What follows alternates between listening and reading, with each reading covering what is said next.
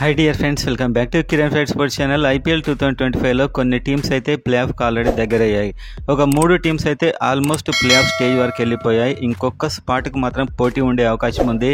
And ఈలోపు sun Risers Hyderabad అయితే ఇంకా 5 మ్యాచెస్ ఉన్నాయి. నెక్స్ట్ మ్యాచ్ సెకండ్న ఉంది, గుజరాత్తో వాళ్ళ గ్రౌండ్లో ఉంది. అండ్ ఆ మ్యాచ్ గెలవాలి, ఇంకా 5 మ్యాచ్లు కూడా గెలవాలి.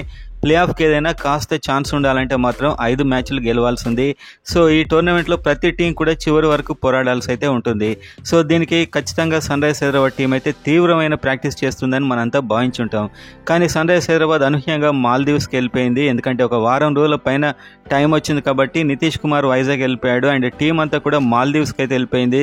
ఎందుకంటే టీంలో యూనిటీ అండ్ ఒక రిఫ్రెష్మెంట్ రావాలని చెప్పి ఇప్పటికే ఒక హాఫ్ టోర్నమెంట్ ఆడారు. సో విదేశాల నుంచి ప్లేయర్స్ అందరూ వచ్చి ఉన్నారు, అలసిపోయి ఉంటారని చెప్పి మాల్దీవ్స్కి అయితే వెళ్ళారు. సో మాల్దీవ్స్లో అక్కడ మళ్ళీ రీఎనర్జీ అయ్యి కొంచెం రిఫ్రెష్మెంట్ అయ్యి ఒక 2-3 రోజులు వచ్చి మళ్ళీ తీవ్రమైన ప్రాక్టీస్ చేయొచ్చు బహుశా.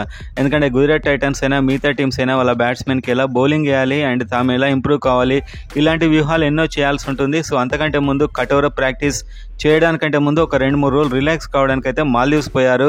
కానీ అభిమానులు మాత్రం ఏంటిది ప్రాక్టీస్ చేయకుండా అక్కడికి వెళ్ళారు, మరి ప్రాక్టీస్ ఎవరు చేస్తారు అని కామెంట్స్ అయితే నేను అబ్జర్వ్ చేశాను. సో ఇది కరెక్ట్ అంటారా లేదా మీరైతే కామెంట్స్ చేయండి.